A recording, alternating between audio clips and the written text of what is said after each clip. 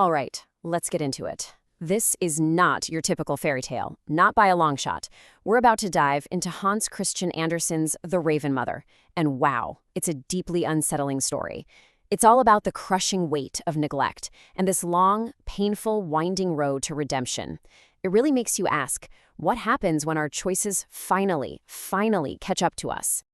So right from the get-go, Andersen hits us with this really powerful idea that, becomes the heart of the whole story. The idea is that morality isn't something that's just pushed on us from the outside. Nope.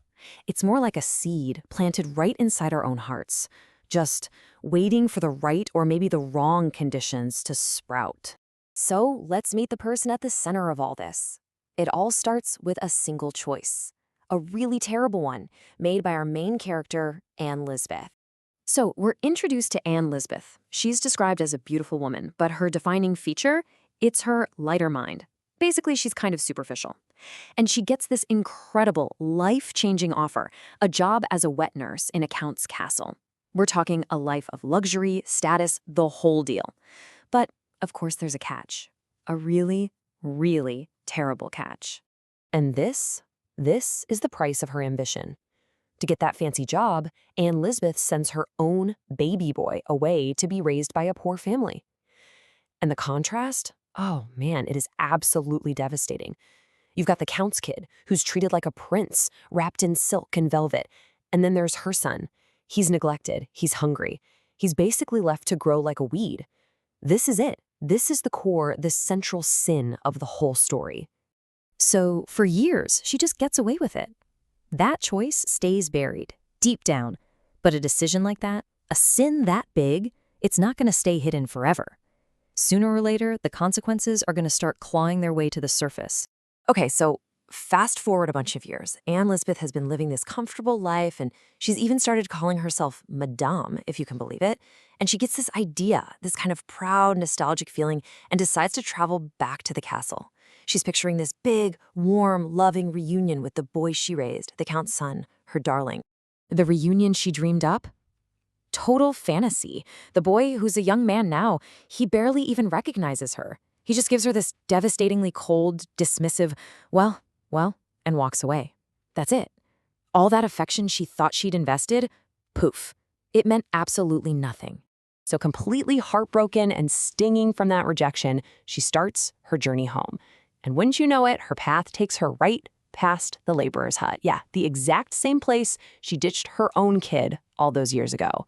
She stops, and she gets some news. And the way she gets this news, it is just brutal. The laborer's wife tells her almost casually that her son went off to sea and drowned in a shipwreck. The boat went down with them, so there's an end of them.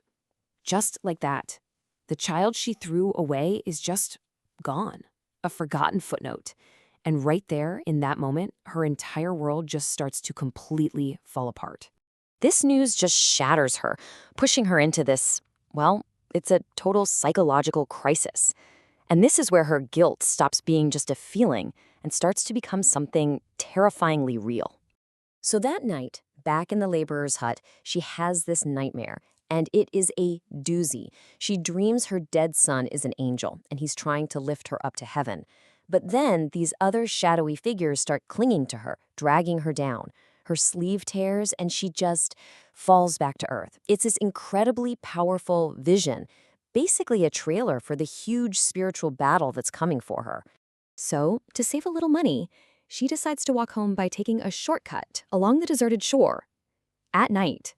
You know this is a bad idea, right? And the atmosphere just gets so eerie, it's dead quiet, and this heavy, oppressive feeling starts to settle over her. You can almost feel those long-buried thoughts finally starting to wake up. And then she hears it. A voice. It's coming from nowhere, from the mist rolling in off the sea, just crying out. And it's this chilling, desperate plea that sounds like it's coming from the water itself. So what is this voice? Is it a literal ghost? The spirit of her son, restless in the sea? Or is it something deeper? Is it the voice of her own conscience, a memory that's literally clawing its way out from the bottom of her heart? And the story leaves that just beautifully, terrifyingly open to interpretation. But Andersen doesn't actually leave us guessing for too long. He tells us what's happening. This isn't just a spooky haunting. No, this is the violent awakening of her conscience. Suddenly, all the excuses are gone.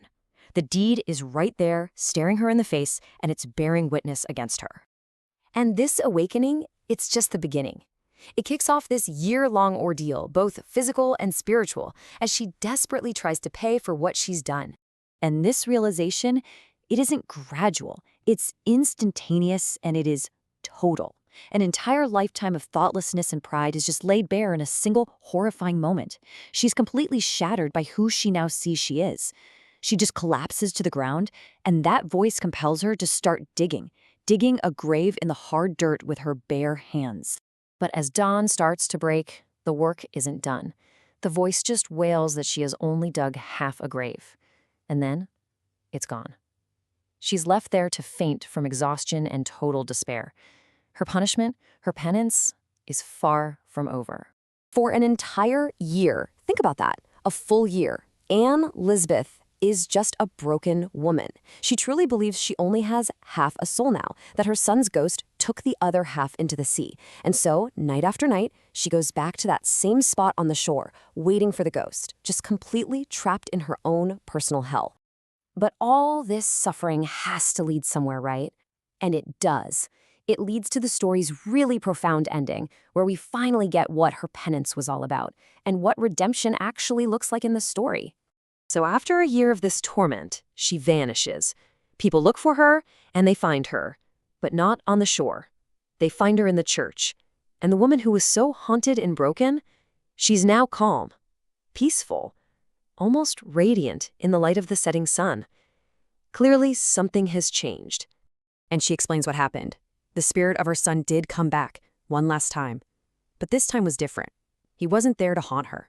He was there to tell her that her year of suffering, of carrying his memory inside her heart every single day, that was the real grave he wanted her to dig. And that, right there, is the story's powerful central message. The physical grave she was digging on the beach was only ever a symbol. Real atonement, true redemption, wasn't about some external physical act. It was about the deep internal transformation. About finally embracing her child in her heart and completely accepting the weight of her guilt. So what Andersen's story suggests is pretty profound. Redemption isn't about forgetting what you did, and it's not even really about being forgiven by someone else. It's about integrating those past sins into who you are now, through constant painful remembrance that eventually, hopefully, turns into love. And that leaves us with this big, lingering question, doesn't it? Where exactly does all that guilt and penance finally end? And where does peace begin?